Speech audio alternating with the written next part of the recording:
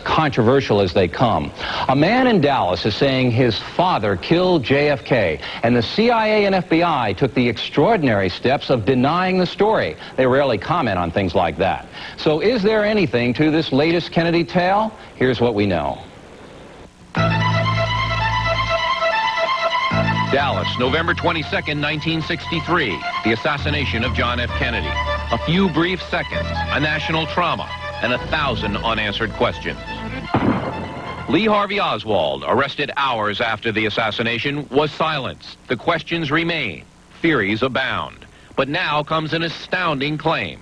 My father was involved in the Kennedy assassination. This man, Ricky White, says his father, a Dallas police officer, killed John Kennedy in a conspiracy with Oswald and others on the orders of the CIA. He is now working with officials of a Kennedy assassination museum in Dallas and wants the investigation into the assassination reopened. It still hurts me to an extent, but I look at it the fact that what my father did was he was asked upon and did as a soldier, and that's the way that I've accepted it. Amazingly, the alleged killer, Roscoe White, was linked to all the major figures in the assassination. White, who died in 1971, was in the Marine Corps with Oswald, and they were stationed together in Japan. White joined the Dallas Police Department 2 months before the assassination and knew Officer Jack Tippit, who was also allegedly killed by Oswald. Roscoe White's wife, Geneva, worked at the Carousel Club in Dallas and knew Jack Ruby, the man who murdered Oswald. White, according to his son, was also a CIA operative with the code name Mandarin. This is how the assassination was conducted, according to Ricky White. 2 CIA agents, codenamed Lebanon and Saul, fired from the school book depository overlooking Dealey Plaza. White, codenamed Mandarin, fired from the area known as the Grassy Knoll in front of the Kennedy motorcade. Oswald was in the depository and part of the plot, but did not fire any shots. Some assassination experts have believed for years that not all the shots could have come from the school book depository and that there was another firing position on the Grassy Knoll. Among them is Robert Grodin, who produced the enhanced version of the only film of the assassination shot by Abraham Zapruder. He is also author of the book High Treason. When the president is struck in the head from the front, it just blows his head. Third of his head off, and he's thrown violently to the rear. He drove into an ambush, triangulated fire from in front and behind.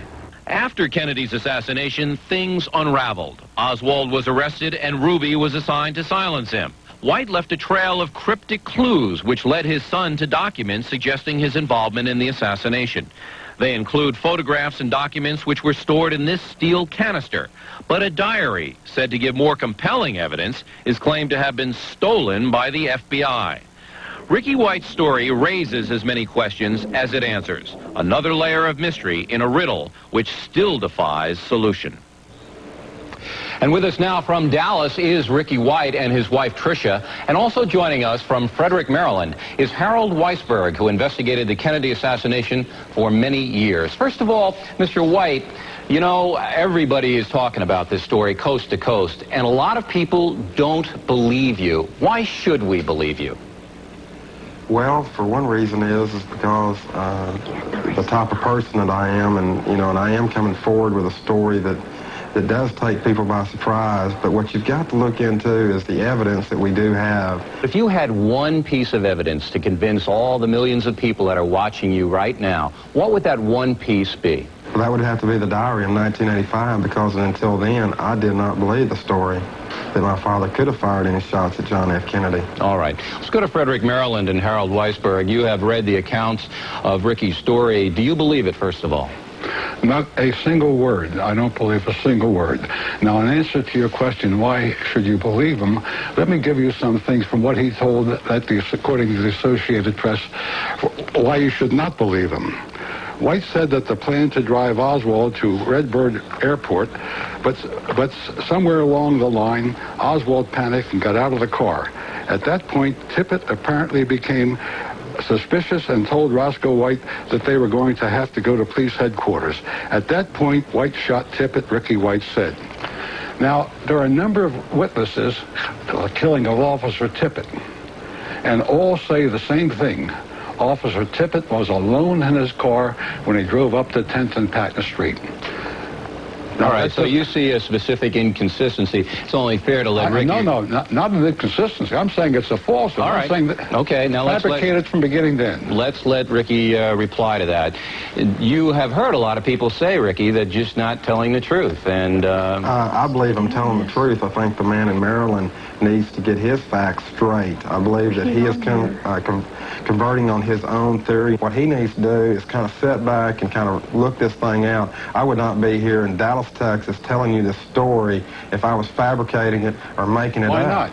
Okay, now, Mr. Weisberg, now, wait, hold on. I don't want to get in a personal argument here. Let's go, let's stick with the facts. Mr. Weisberg, you say, okay, the murder of the officer J.D. Tippit is inconsistent. Any other inconsistencies in the story? I'm not saying it's inconsistent. I'm saying it's entirely false. Now, there are any number of witnesses. The Warren Commission looked into this. The FBI looked into it. The half-dozen witnesses I can name off the top of my head, Officer Tippit was entirely alone when he got out of the police car. All right, anything else? Now, the other part of this is that Redbird Airport stuff, that's cribbed from one book. There's only one book on the assassination that goes into it. That's The Second Oswald by Professor Richard Popkin on page 92. All right, you don't have to read it to us. We'll take your word for it. So now, you're just not buying this story at all. But I got to tell you, these people look to me like honest people. They don't look like charlatans. They don't look like crooks. That's correct. We're not. I'm not and we're just trying to be honest. We're trying to stand up and tell the story, the truth. And if you want to believe the House Select Committee and you want to believe the government of the United States has tried to cover this up for the last 27 years, you can sure believe whatever you want. Okay, Mr. Weisberg, what about that? Now, let's... Well, the fact is... Oh, no. Wait a minute, Ricky. Let him reply to that. What they look like is one thing. What they are saying is something else. I'm saying that some of this story is even cribbed. I just gave you one on the Redbird Airport. Look, I hold down an executive secretary job in Midland that I have had for 5 years. I don't want to lose my position at my job. I wouldn't be here if I was putting my life or my job or my kids, a 3-year-old and a 2-year-old, on the line. You can think what you want. You can call us liars. You can do what you want. We are not lying. Okay, we have to let the American people make up their mind on this. We thank you both, Ricky and Tricia White in Dallas, and Harold Weisberg in Maryland, for being with us today. And Inside Edition returns in just a few moments with an incredible story.